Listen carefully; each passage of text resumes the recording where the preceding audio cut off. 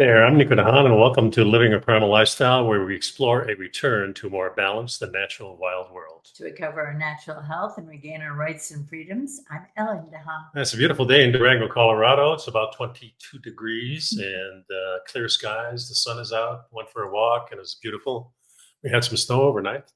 Yeah, we looked out the window, and much to our surprise, there was a blizzard. squall going on. It's left about, what, 3/4 of an inch, maybe. Yeah, something like that. It'll all melt today, but tonight it's supposed to snow again. Yeah, the roads are clear. So, yeah. Please subscribe to our YouTube channel and our Odysee channel. Help our channel grow. We also post on the show on Facebook and LinkedIn. And if you hit the link below the show notes, you can find a link to Mother Earth Labs. These are the products that we use to enhance our diet, and check those out. I think you'll like some of that stuff.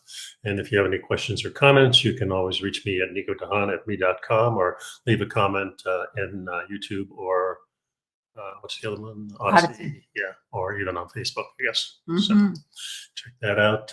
We look at mainstream news stories about anti-aging, natural health, and history, climate, and as well as our freedoms. And we do our own analysis. All topics for today's show are in the show notes listed below in the description. And that's about it. So let's get started. So the first article is, let's see, where am I here? Yes, right there. Whoops, that's not it. That's not it. Let me go back. Get rid of that. Still a rookie doing this. Okay, the truth. And we really have two stories about cholesterol. This is the first one, and this is the one that the mainstream narrative. Exactly. Right. Yeah. So don't panic when you hear this. But the next article is going to straighten it all out. Yes, that's for sure. Okay, this is what this article says. High cholesterol can cause heart problems and strokes, but levels can creep up without showing any symptoms. This is why, if you're over 40, you should be getting your cholesterol checked about every 5 years. Doesn't help when myths are flying about online, such as eggs being unhealthy because they contain cholesterol, or when some fringe scientists and proponents of low-carb and high-fat diets, fringe scientists. Oh boy. Okay. Dramatically downplay cholesterol significance in heart disease, arguing that sugar is a bigger risk to our health, despite all the evidence to the contrary. I'd like to see that evidence because it doesn't exist. That's just adding my editorial comments here. Nor does it help us lay people that there are so many different ways to present and therefore interpret cholesterol levels. Yeah, so what is the truth about cholesterols, and how do you maintain healthy levels? Says this article. Yes, so what is cholesterol? Oh, well, cholesterol is being defined by a senior cardiac nurse at the British Heart Foundation. And it is, quote, a fatty substance that is found naturally as part of your circulation, close quote. So we need a certain amount, says a senior dietitian at the British Heart Foundation, for making things like hormones, estrogen, and testosterone. And our cells need cholesterol to make them rigid and firm and solid. But when those levels go high, that's a problem. Our bodies make cholesterol, but levels are also affected by lifestyle and genetics. There are two kinds of cholesterol in the blood: low-density lipoproteins, known as the bad cholesterol, because too much can cause plaque to build up in arteries, increasing the range of the risk of heart attack and stroke. High-density lipoproteins is the good one. HDL. This is a quote. Which is a quote, yeah, helps your liver to metabolize and reabsorb LDL into the bloodstream, says Dr. McGrath. Yes. Okay, so when should you get your cholesterol checked? The National Health Service in Great Britain. But here also in the United States, I think. Yeah, yeah, I'm sure. Okay. Advises 5 yearly checks. In other words, every 5 years. Yeah. For those aged 40 to 74, with annual health checks for people 75 and over. But if you have a family history, then they recommend more frequently. Yeah. So what do the tests show? You should also get a cholesterol ratio number, which combines the good cholesterol HDL, which with compares which compares how much. how much good cholesterol you have within the total cholesterol levels. It is your total cholesterol divided by the HDL levels and is considered healthy if it's below 6. The lower, the better. So what are triglycerides? Well, the other type of blood fat is significant. This other type of blood fat is significant because, says the researchers, quote, some people can have good cholesterol levels, but high triglycerides, and that still puts them at risk. Triglycerides are essentially unused calories, a form of stored energy. Like the LDL, you still need some of it, and if you use it for energy, it will be taken out of your blood. You just don't want too much of it.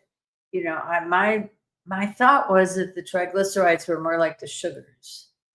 No, triglycerides are fat. They're fatty. Okay. Okay. Yeah. And where do genetics come in?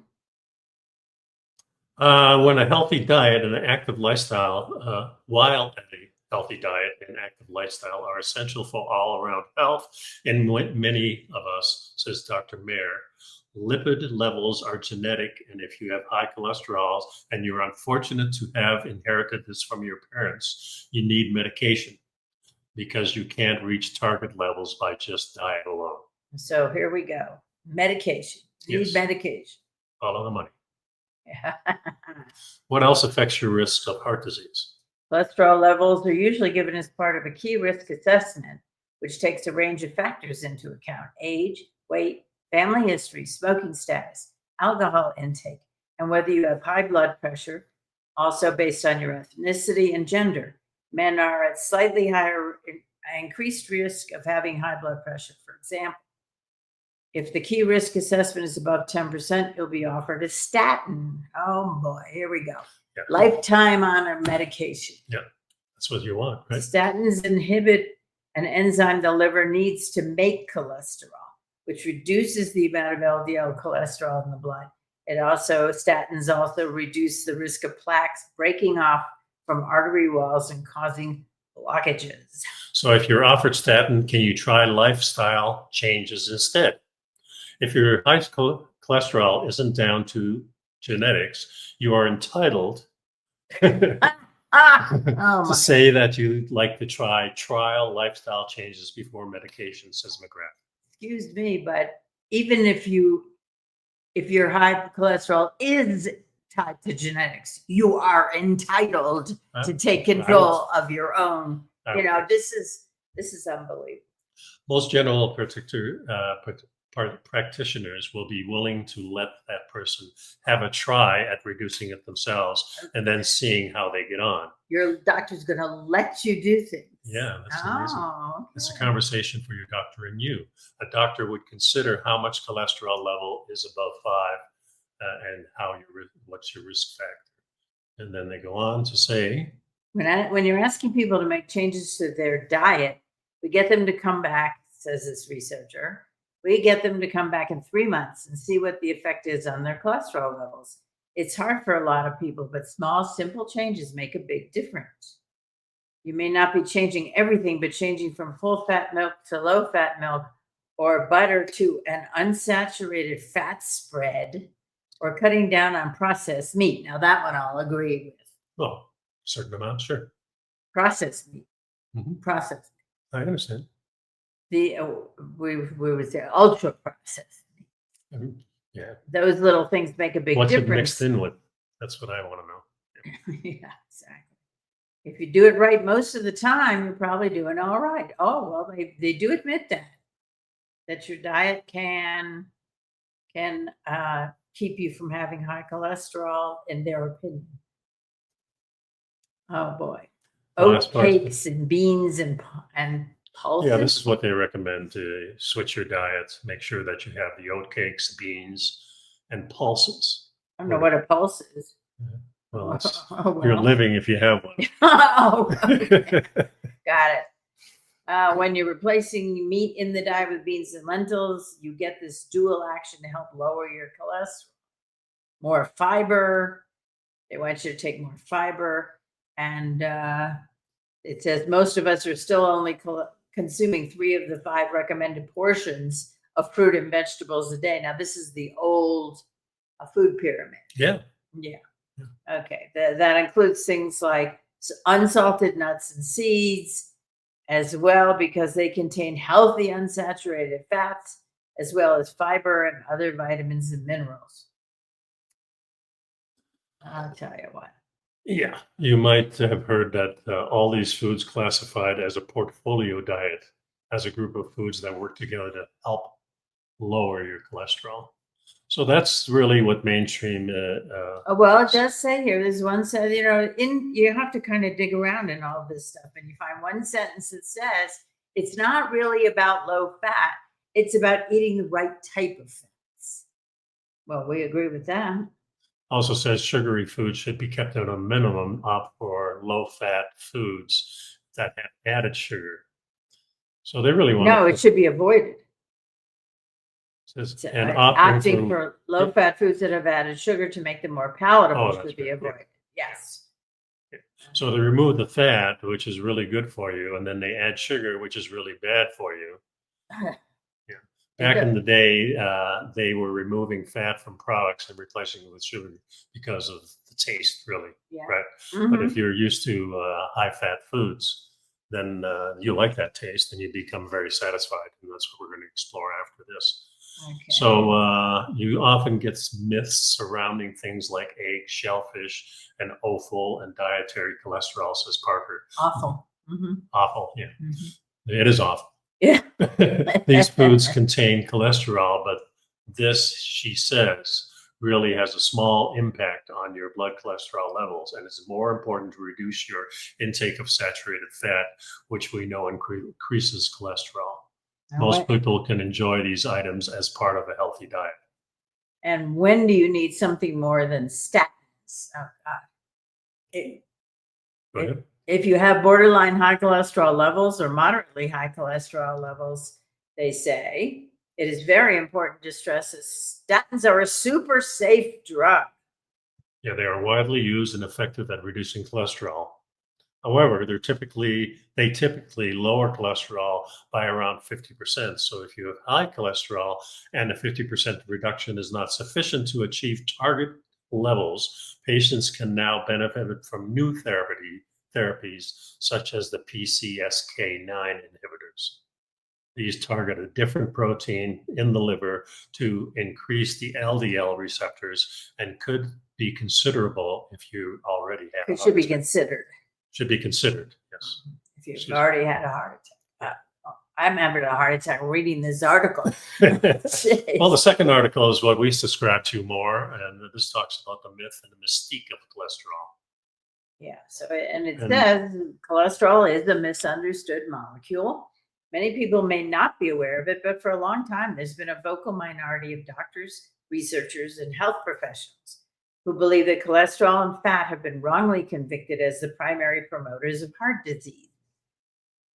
The authors of the article say, along with many of our fellow health professionals, we believe this emphasis on cholesterol has caused us to take our attention off what we believe to be the true promoters of heart disease: inflammation, oxidative damage, stress, and sugar.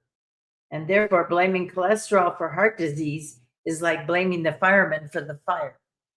Yeah, because the fire truck is always at the fire. Right. So therefore they must have caused it, right? Yeah. So according to cardiologists, and this is the first guy that I kind of followed, Stephen Sinatra, who's an MD, and Johnny Bowden, both of them, they say the evidence against cholesterol as a causal factor in heart disease is much weaker than previously believed. They also believe that the statin drug given to lower cholesterols are being overprescribed and not without significant side effects. And are not. Right. Yeah.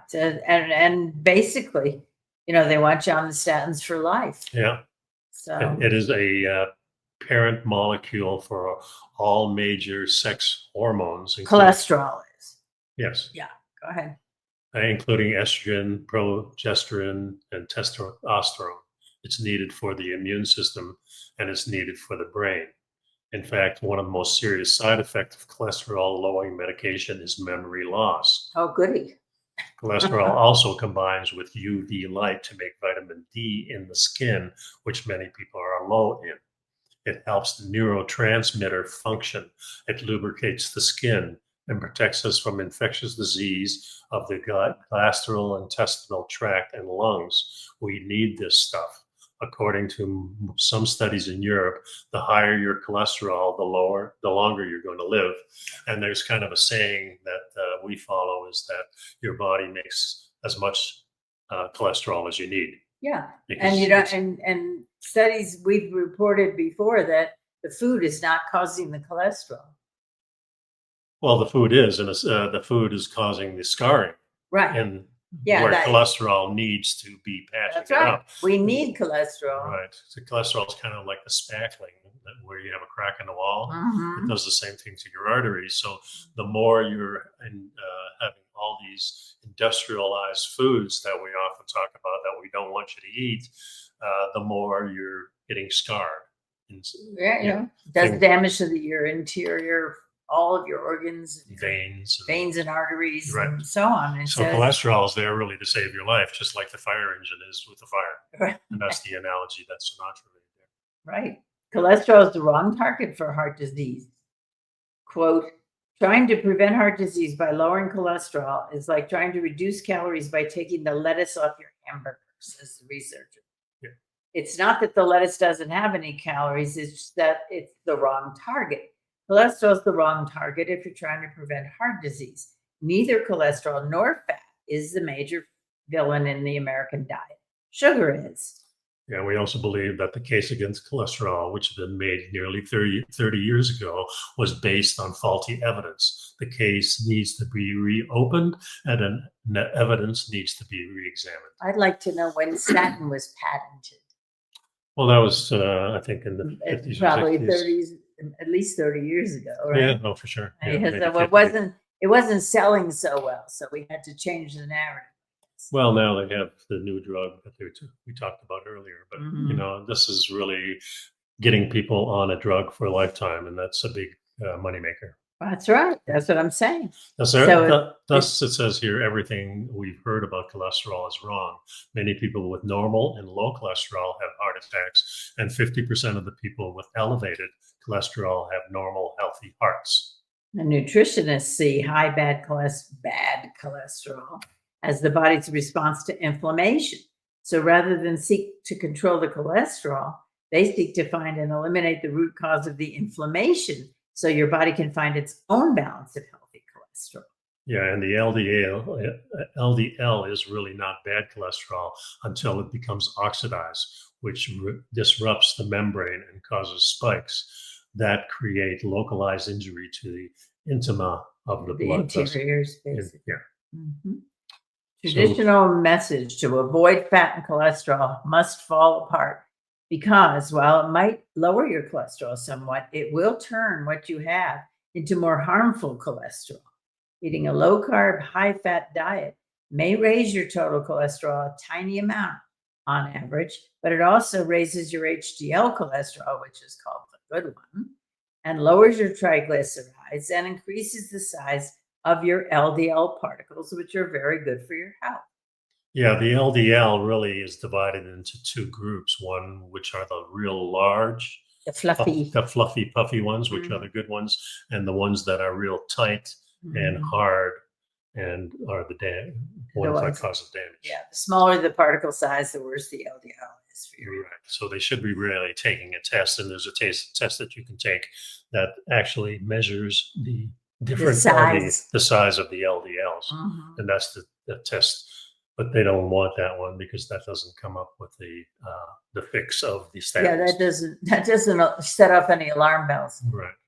So relax and let the fear of cholesterol melt away. Remember, eating fat doesn't make you fat. Oh, there you go. That's the key right there. That's for and sure. They got some suggestions for things you should avoid, which are trans fats and which are hydrogenated oils, which is hydrogenated. Yeah, those oils. And really, what we're talking about is all those seed oils. They call them vegetable oils. Most of them are made from seeds. There are a couple that we use occasionally, and the main one is the sesame seed oil, which has been used for a long time, and you can get a real pure product. Pressing of Yeah, yeah. good pressing. And it says here that you should avoid margarines, shortening, most commercially produced cakes, cookies, and crackers. Watch out for non-dairy creamers. Non-dairy creamers is like putting several tablespoons of sugar into your mouth. That's what it is. Well, it's definitely not- not the kind of fat you want. I mean, if you No. have And really it says whole, it has 0 trans fats, but that doesn't mean it's good for you. yeah, and there's no trans fat in the heavy cream. Correct. So then they want you to avoid all GMOs, all genetically modified organisms. Fried food they recommend. And I think the fried food, as we've talked about previously, is really a matter of what it's fried in. Yeah, it's like if you fry it in tallow or you fry it in bacon grease or anything that comes from an animal. So you have the tallow and you have lard. Lard, yeah. And tallow was really used in French fries in the 1950s until the company started pushing McDonald's, and they actually gave McDonald's, and this is a kind of cool story. I should tell it, is that I think it was the early 1960s or mid 1960s when the corn oil companies went to McDonald's and says, if you start using these products for a year, we won't charge you. Yeah, we'll give you free. We'll give you free oil. Was it peanut oil initially or corn? No, it was corn oil. Corn oil. Well, I think the initial one really was cottonseed oil. Oh boy. But then they changed it to corn oil, and now I think they're using more soy because soy is a lot cheaper. Well, but I think we're seeing advertising that they're using more of the natural fats. Some of the companies are. I don't know if McDonald's is, but there's certainly. I noticed around Facebook and stuff, people are talking more about what was it like in the 1950s when it was fried in tallow, and now if you look at the oil and then what they're using to fry it in, there's 15 ingredients. Oh. So I mean, that was an interesting meme that we saw on that subject. I mean, originally it was potatoes and tallow and salt, right. And now it's got like 14 ingredients. Yeah, and we're not really saying that French fries are the great food. No. However, why make it worse?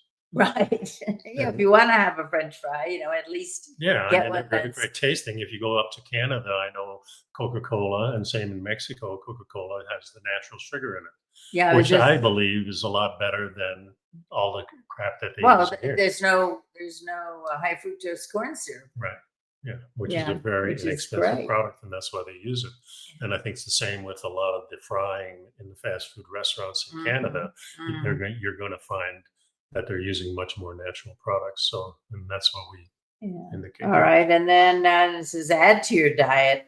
Well, we don't eat vegetables, beans, seeds. Or grains. Very, very much. We do occasionally have some sourdough bread now and then, but that goes through a different process than the regular bread. And the regular wheat isn't that great. No, and a lot of people have gluten intolerance. Yeah. I think eating some seasonal fruits is not bad for you, but I think if you go to the real moderation, and if you go to the real large fruits, there's more of a sugar dope. That's because they've been bred for. Yeah, they've been made larger and larger, whereas these blueberries and things like that are. They're very high in vitamin C and they're antioxidant. And they're good for you. And they're a lot of fun, and then they have good fats like avocado. Raw nuts, very, very little, maybe a handful. Yeah, you want to, and if you have any kind of intestinal issues, do not eat the nuts, especially raw, or the seeds, because you end up with they get stuck in the crevices and things like that. So you want to be really careful. But there's supplementation they talk about, like fish oil. Turmeric capsules, and green supplements. You can use those. We have gone away from those mostly. I think you still take some omega-3s, right? Yeah, I just take one a day. Yeah, I stopped taking them because of it helps with my post-menopause. Yeah, I agree. That's why. Yeah, and I don't have that, so I'm not doing that. But we do take some supplementation, and we talk about that on other shows. We're very careful. We do take a protein kind of shake in the morning. Well, and we also use some supplements like methylene blue and NMN and NAC and things like that. Right. And we've talked about those on other shows, and we probably will do that again. Right. So yeah, that completes that article pretty much. Okay. Well, now here's a fun one. Yeah. A large study shows that drinking alcohol is good for your cholesterol levels. Yeah, I kind of like this one because I like to have a beer now and then.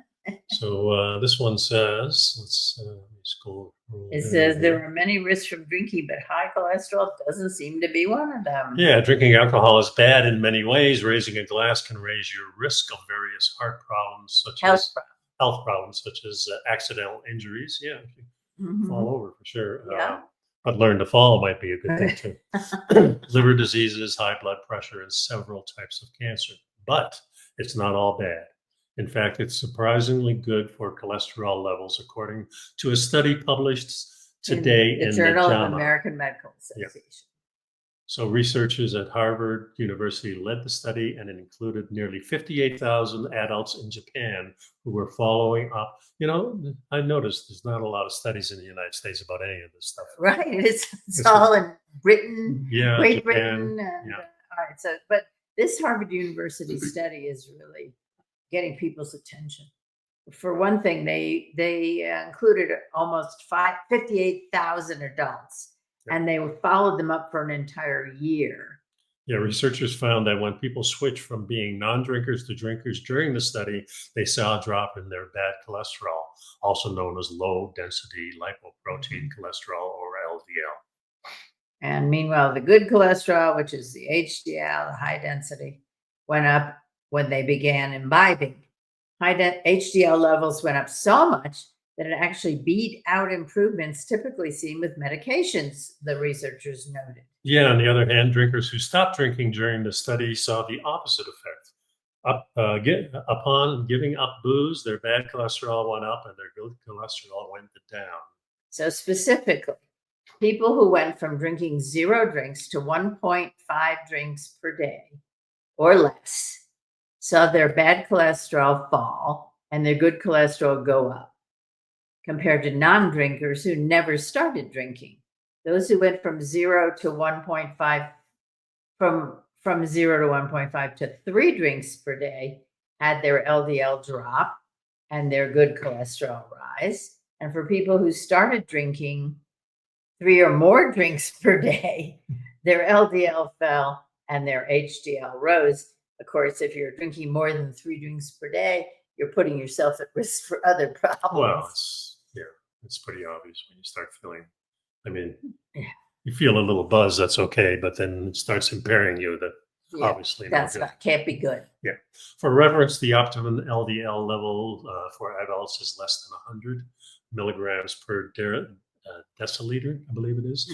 And the optimal HDL is 60 megaliters over deciliters or higher. Milligrams over deciliters, yes. Yeah, and it says higher LDL levels can increase the risk of heart disease, stroke, peripheral artery disease, and many other health problems, while higher HDL has a protective effect against cardiovascular disease. Though some of these changes reported in the studies were small, the researchers note that it could be meaningful in some cases. For instance, an increase of 5 milligrams of by deciliter in the LDL is enough to raise a risk of cardiovascular event by 2%.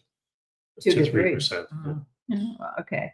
Researchers ran 3 different models to adjust for a variety of factors, including basics like age, sex, body mass index, as well as medical conditions such as hypertension and diabetes, and lifestyle factors such as exercise, dietary habits, and smoking.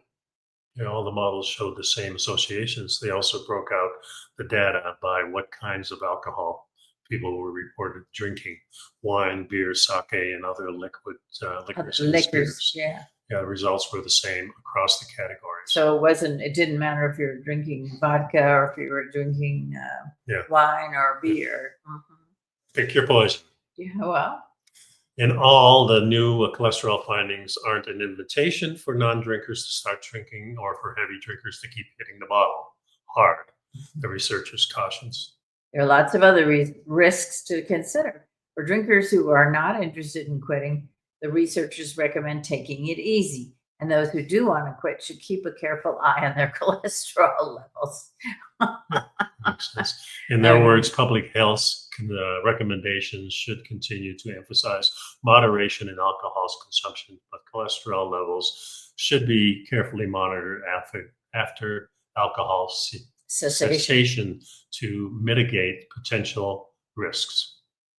So, all right, was this article written by the Beth Mole, senior health reporter?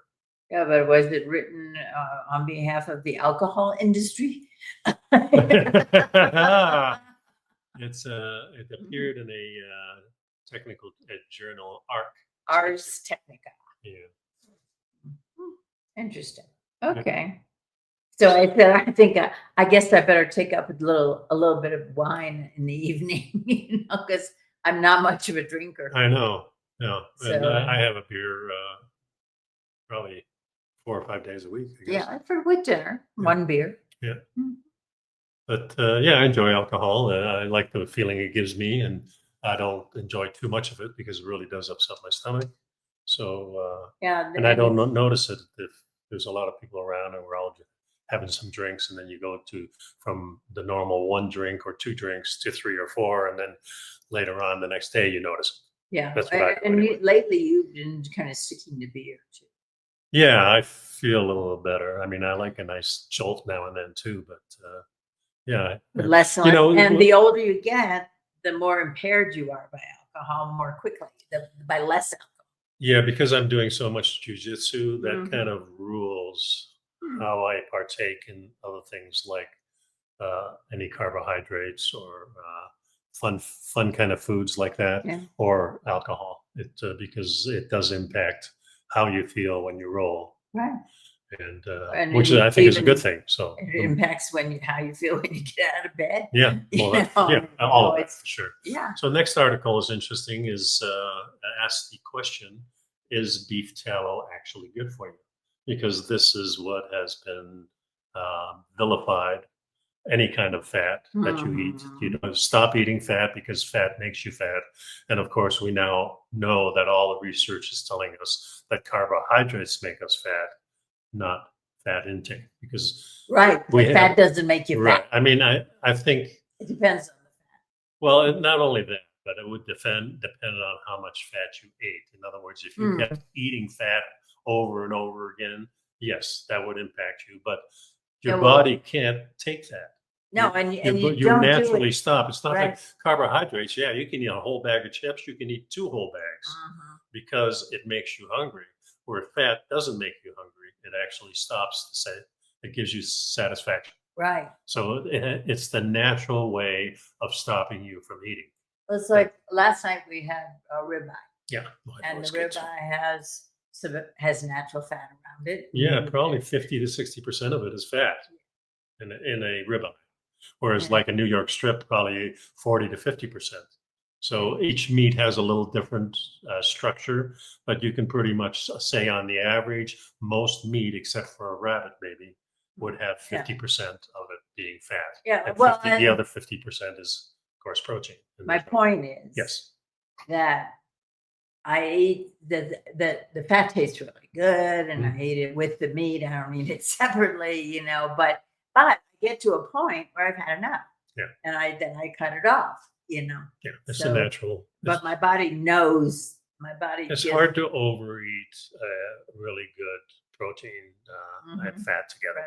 Right. So it says, if you subscribe to Make America Healthy Again approach to nutrition, the acronym for that, is led by the U.S. Secretary of Health and Services, Robert Human Services. Yes. Robert Then you already Jr. know. Then you already know about beef tallow.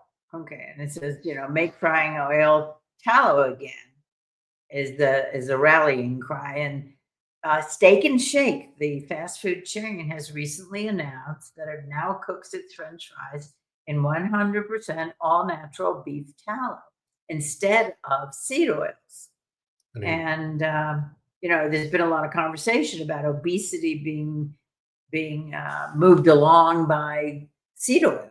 well, just looking at a population of people, you can kind of tell whether it's what people are being recommended to eat and what's out in the wild world, kind of, and what the people are eating. In the It's- marketplace. yeah, Mhm. if it's working or not. And, no good food is really advertised much. The only thing that's advertised are drugs or bad food. Well, no, but you can find food, farm to table restaurants, Oh, sure. and so on. Yeah. And particularly here in Colorado, it's quite a bit Yeah. natural, free range. No antibiotics and no grains, that kind of thing. So, but it says, what is beef tallow? It's an edible fat found underneath the skin and near the organs of a ruminant animal, which would be a cow, among others. Sure. And it makes up about 5 to 6% of the animal's total weight. The tallow used in food is produced by rendering or melting down this fatty tissue. It's been used for centuries in cooking, especially for frying, roasting, and baking. Its And popularity has waxed and waned largely to shifting views on dietary fat. is beef tallow healthy? On one hand, beef tallow is a good source of fat-soluble vitamins, which support immune, bone, and skin health.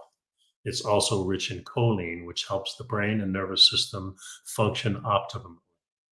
And like most fats, beef tallow provides long-lasting energy, helping to keep people feel fuller and more satisfied, which can help balance the carbohydrate content of food, like, for example, French fries. Yeah. It says here about 50% of the fat in beef tallow is saturated, which is where things get a little controversial. Well, saturated fat isn't always bad. Excessive intake has been linked to higher levels of LDL cholesterol and may increase the risk of heart disease in some people. Yeah, and that's it's been debated for years. While some argue that saturated fat isn't the villain it's made out to be, while others are still recommending limiting it. For these reasons, experts say evaluating the context is key, since your diet, lifestyle, and individual health factors all play a role in how saturated fat impacts your body. Okay. And we eat mostly saturated fat. Yeah, because we don't eat. I was raised in a house with margarine, and the reason that we used margarine, there were, I think, two reasons, but the primary reason was it was a heck of a lot cheaper than butter. And And when of you're course, on a budget, you're looking at and it was something. also being advertised during all the soap operas and the cartoons and everything like that. And It was probably post World War II when it really got a hold because of that's when it was done. Yeah. scarcity of butter. And I still remember when my mother first brought the margarine home, the first few years, it Up wasn't in Canada. up in Canada, it was not colored the same. It was Wasn't gray. yellow. Right. And it really looked disgusting.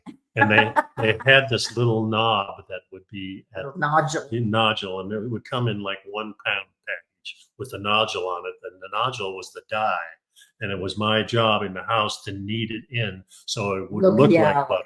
It looked yellow. Yeah. It was the yellow coloring is what was in Yeah. the nodule. And this is what replaced, and this is where I think a lot of the problems I had with my digestive system and getting pimples and things like that. It started with this change from butter to margarine, Mhm. and the other change was having bacon and eggs in the morning, and that changed to having cereal and low-fat milk.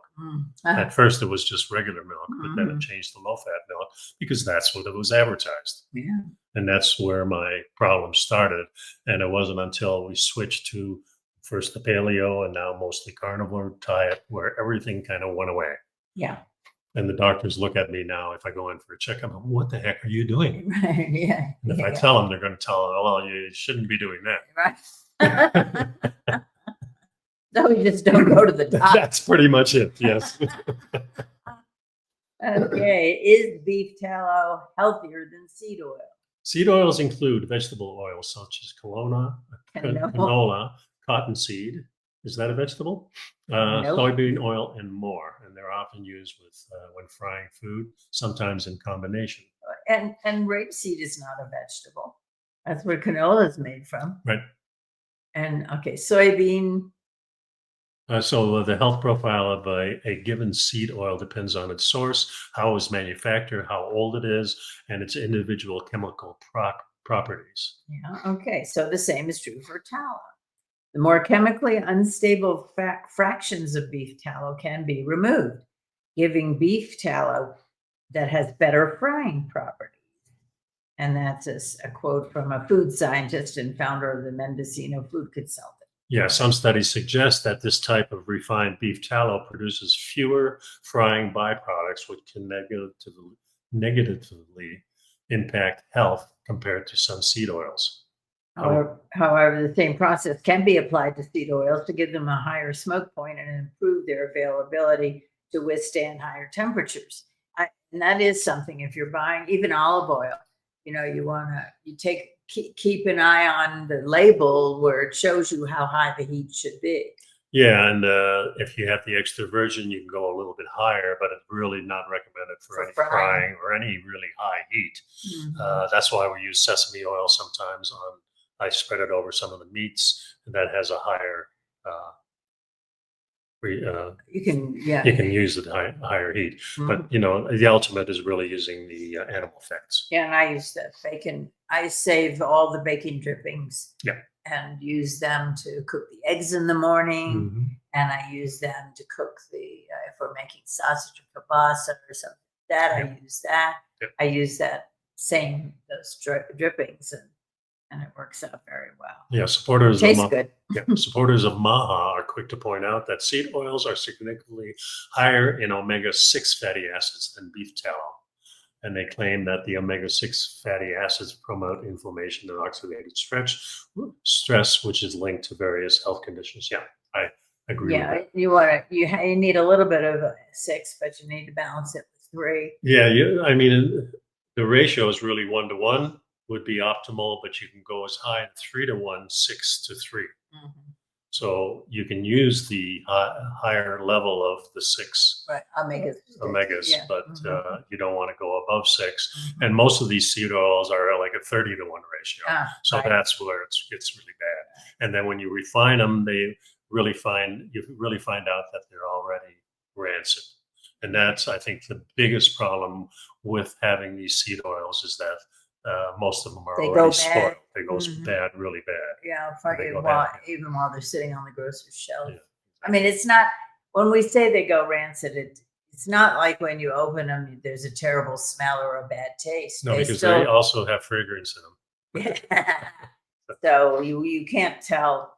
Right. I mean, it's not like it's gonna make you violently ill, but it's not good to have stuff that isn't fresh. Yeah, most oils are put into a real darker bottle, right? Like your olive oil. Green. Yeah, so the sunlight can't make them rancid. Right. Let's go to everything in moderation. You want to scroll down? Yep. There you go. Experts tend to think that arguing over whether seed oil or beef tallow is healthier frying choice is beside the point. Simply comparing one oil to another misses the bigger picture, says a researcher. French fries and similar fast foods can be enjoyed occasionally, but they should not be a regular part of a healthy lifestyle. Yeah, but why not use the tallow or lard? And then you have a better product. That helps. Yeah, and then that doesn't mean you're going to eat a bunch of them either. You probably get satisfied a little bit better. Yeah, because the carbohydrates don't impact Taste you as good. much. And at the end, they say if you eat mostly wholesome, unprocessed foods, you can enjoy both beef tallow and seed oils. Well, wait a minute. It is a processed food, seed oils. Right. So never mind. Oh boy, we're having fun now. Okay, last article for today. Ancient DNA study shows that hunter-gatherers in North Africa resisted Neolithic revolution. Now, this is kind of interesting. Well, I think it's a natural thing if you're not in cities. and where these Yeah, I things think it are takes starting. longer for things to percolate out. Yeah, and so why would you want to mess with something that's working very, very Well, well? but not only that, but if you're not in a grouping in a permanent Large group. settlement, We're at that too. you don't. If you're in a permanent settlement, you don't have access to the same resources that you do if you're a hunter gatherer. Yeah, So and that's an interesting point because when we were, say, post civilization, or not post, pre-civilization Yeah. settlements, settlements, permanent which settlements. we're thinking maybe 5, 6,000 years, maybe 10,000 years, who knows?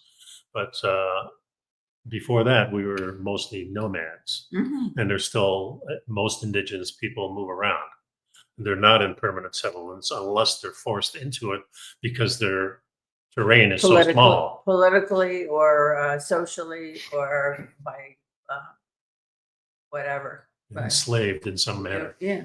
Well, So, when I don't think bad it- weather comes, like in the plains, we have all these thunderstorms and tornadoes. tornadoes coming, and our ancient people would say, maybe it's time to move. Right. Yeah, so we go north or Well, we go south or whatever. plus they would go with the seasons. Yes, And with the migrations. right. And we follow the animals. That's what I mean. Yeah, With yeah, the migrations. exactly. So it says the Neolithic began around 12,000 years ago in the Fertile Crescent. It was arguably the first great revolution in the human past. It marked a shift away from the hunter-gatherer lifestyle that prehistoric humans had kept for hundreds of thousands of years, and was the start of farming, animal domestication, and sedentary living. Yeah, around 7,500 years ago, it also brought about a huge population change as the Anatolian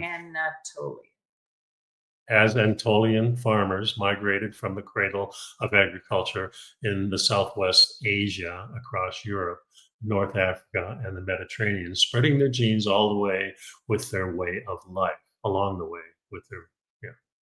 This rapid and massive expansion subsumed, subsumed, absorbed most of the existing, it's exciting for me, existing local populations, meaning that those early Anatolian farmers now represented the single largest ancestral component in the genome of the modern day Europeans. So that's when they stopped moving around.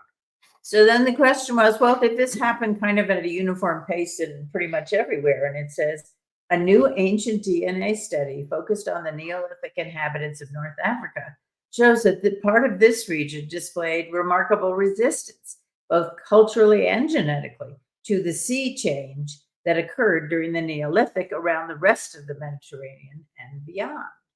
Yeah, it just makes me think of that it was much more exciting for these people. They don't need to go on vacation because moving around and everything kind of is a vacation. You take your tent or whatever you're using and you change and you move with the animals, and it's exciting. The children, you're getting all your exercise. You don't have to have a special regime to go to the gym. Everything in nature is provided for you because of kind of the hardships that type of living entails. And these people were happy. And now I find a lot of people are miserable and they're stuck in one place. And now we need to have these jobs that are not that interesting to make the money so you can exist. And you have somebody else educating your children instead of you, which is the optimal thing for a human being to do, would be to pass on their knowledge to their offspring. But you're assuming that humans have the knowledge now, which they don't. Not. No, I agree with you there. They don't. And I was ranting a little. Okay. There was a study that just was recently published in Nature, which is a magazine. They reconstructed the genome of 9 individuals who lived between 15,000 and 6,000 years ago in the Eastern Maghreb, the area that includes modern-day Algeria and Tunisia. Yeah, these people could trace only a fraction of their ancestry, less than 20% to early farmers, and largely preserve the genetic lineage of their hunter and gatherer ancestors for thousands of years. A team of geneticists and archaeologists reports. The finding is in contrast with previously published research from that area, which is now modern-day Morocco. There, the Neolithic population was, in fact, deeply impacted by the migration of early farmers from Iberia, who contributed around 80% to the local gene pool. Yeah, the study shed new light on the process of Lithization. And in particular on the question of whether the spread of farming occurred mainly through population movement or through mere contact and cultural exchange. So it looks like it was a matter of conscious decision to keep going and stay away from those farmers. Yeah, by the rivers of North Africa. So the Eastern Maghreb is not an isolated place. It doesn't have contact with the outside, said the researcher. And these hunter-gatherers are no slouches. They can get across the Mediterranean, they can trade stuff, and it's an incredible group of people. So why did the region resist sedentarization? Sitting in one place and crop farming so strongly? We can't be sure, perhaps their foraging economy was so strong that these communities in Eastern Maghreb didn't feel the need to settle down and raise crops. Now, if you have a flourishing trade organization and the ability to hunt and get what you need, it's usually encroachment from the outside and the pressure that has. If there's a city near you and now you can only get the goods that you need from that because you've changed the way you've done things, then the need to settle down is it's very interesting because the researchers suggested that there might be another factor that played a role in the Eastern Maghreb's genetic and cultural resilience. Morocco and Egypt have large river systems, and where you have lots of waterways, you get farming next to the waterways where there's available water for irrigation, right? Right. So it says, and while their coastal strips are not arid or infertile, but Tunisia and Algeria don't have the large rivers. So they wouldn't have had so much impetus to put a farm there because there was no water. Yeah, they had this very diverse economy of hunting game, foraging for wild plants, fishing, and sheep herding. For one resource, if one resource faltered, they could easily supplement it with another. Settling down to a farm on a specific plot of land is a big investment, and you can make your survival dependent on the success of the crops. And without a stable water supply nearby, why would you risk it? So if you have much more diversity in what you're doing, you're not relying on options. You're not relying on the corn. Yeah, I mean, it's even today that people say diversify your investments. You know, there you go. You don't put all of your the old thing. Don't put all your eggs in one basket. Right. You know, if you need to survive, you need to look at all the aspects of survival. Don't just survive on eggs. Diversify enough that you can make up for if there's a problem with one source. Yeah. Very interesting. Yeah, I think it was an interesting show because look, we're already 50 minutes in. So usually we're trying to get it down to about 35, 50, 40 minutes or so. But what the heck? We enjoyed it. Anyway, thanks for sticking around. That's it. I hope you got something out of it, and leave a comment or you can get a hold of us if you need to. Be well and take care of yourself. Bye-bye now.